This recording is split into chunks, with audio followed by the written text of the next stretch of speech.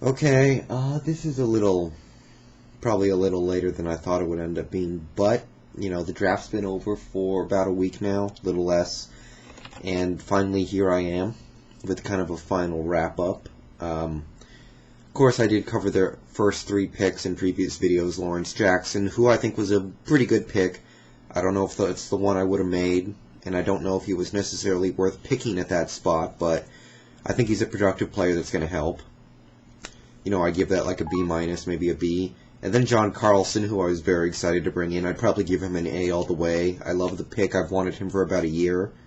I also really like the Red Bryant pick in the fourth round. He's going to help on the defensive line rotation very much, which is something we're really focusing on this year. We're bringing in all these new defensive lineman guys, and I think that's going to help us a lot. After that, we picked up Owen Schmidt, fullback out of West Virginia, and this guy is crazy. He's broken 10 face masks in his college career, so he's just one of those guys with a mean streak that just likes to beat people up, and I cannot wait to see how he comes through for us this season if he gets to play, because he's just a man possessed. So I'm excited, even though I don't know if there's much room for him on this team. Just hoping he can get on somewhere and punch somebody in the mouth at some point.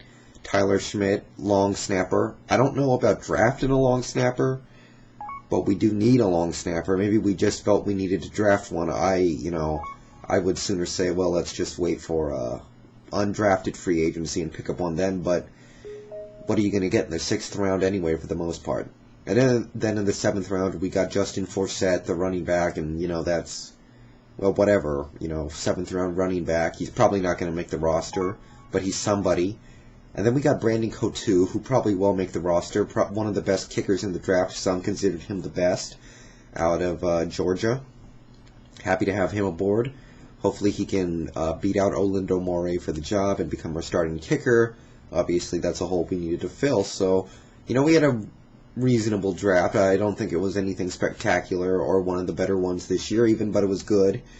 We filled some holes. We added some depth. We just did what we needed to do, and I'm happy for it.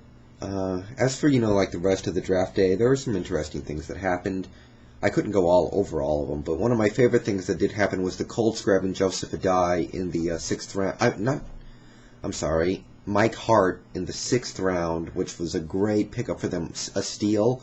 He's going to be a great backup to Joseph Adai, and it doesn't look like Kenton Keith's going to be around for much longer in Indy with the trouble he's getting in, so that's a great draft pick by them. And then you got the Marvin Harrison thing on an unrelated note. I really can't believe that Marvin Harrison of all people would do this, so let's just hope let's just hope he's innocent, because that would just destroy his crystal clear, clean-cut reputation, and, he's always had this reputation as one of the best guys in the league. Let's see, who else went in the later rounds that impressed me? I think Carolina did a nice job picking up Dan Connor in the fourth round, I think it was. I thought he was a first-rounder, and with already they have John Beeson there at linebacker and Thomas Davis, so that's a pretty good linebacking core for Carolina, so they're putting together something pretty good there, I think. Excuse me.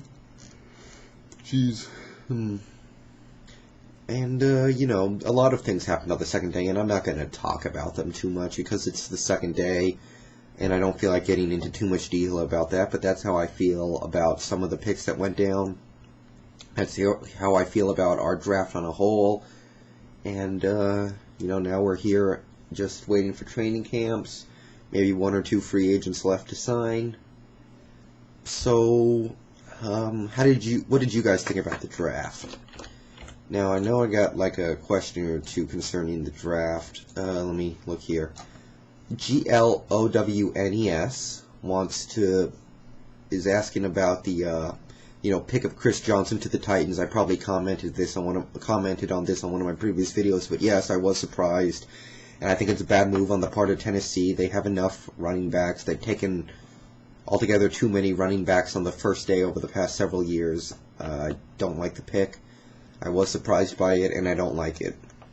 And also this guy, GL, is a Panthers and Eagles fan, so, it's interesting because these teams obviously had that big trade.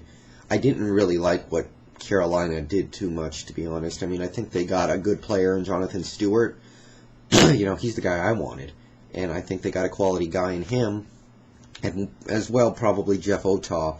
But losing their first-round pick next year hurts. Because we don't know how good Carolina is going to be this year. I don't see them as a playoff team yet. So to give that up, what might be a top 15 pick next year, even if it is just next year, I don't really go for that.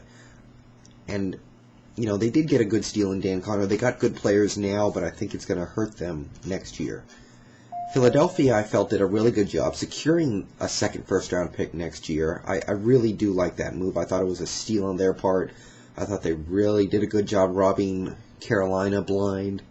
I really did feel that about that trade. I don't know too much about the defensive tackle they picked, but I'm sure he'll be productive in the, Jim Johnson system where they have that rotation on the defensive line, so that pick is solid. And I like Deshaun Jackson. He's a small guy. I think he'll start a kick returner and punt returner and play very well.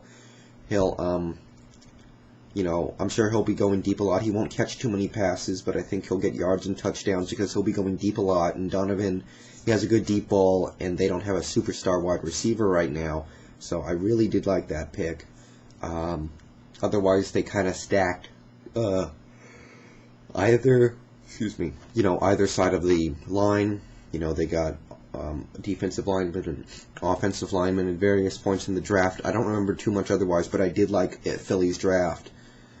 Deshaun Jackson was a guy I thought they might get in the first. So things worked out really nicely for them. Looking back, if you ask me who had the best draft, it was probably Kansas City. I feel Kansas City, they got Glenn Dorsey, a steal, Brandon Albert, a steal, Brandon Flowers, probably a steal. They also landed a guy like Jamal Charles, who I do like a lot, so I think they did a fantastic job.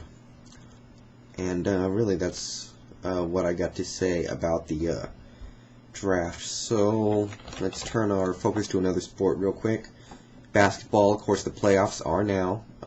Very fun. I enjoy watching these things very much. I don't really like the regular season NBA, but I love the playoffs. There's just something there.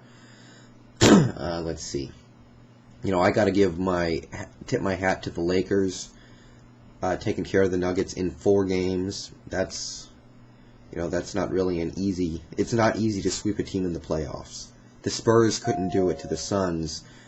The Celtics aren't even coming close to doing it against Atlanta, but that's a whole other thing. I mean, to sweep a team, I think is a big deal, and right now, if you had to ask me who's going to win the championship, I'm going to say either the Spurs or the Lakers. And the Lakers, they swept. The Spurs mailed in the 4th game. That makes me think, maybe that gives the Lakers a bit of an advantage. And now they get to play the Jazz, who I think they're going to run right through in 5 games, possibly 4 again, probably 5.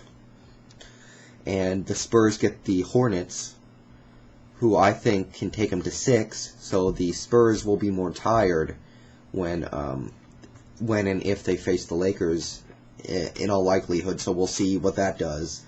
But I loved what I saw out of the Lakers, and at the same time, I will give credit to the Spurs for not mailing in Game 3. Most teams mail in Game 3. They mailed in Game 4. So that was very impressive to me, and their performance in Game 3 was absolutely insane. That was one of the craziest performances by one player, Tony Parker, or one team in a Game 3 up 2-0 that I've ever seen. I give credit to the Sixers and the Hawks for coming much further than most people thought. And I think Game 7 of Celtics-Hawks is tomorrow night, and I feel very confident the Celtics are going to win. But great job, Hawks, just pushing it to Game 7. They're a team on the rise.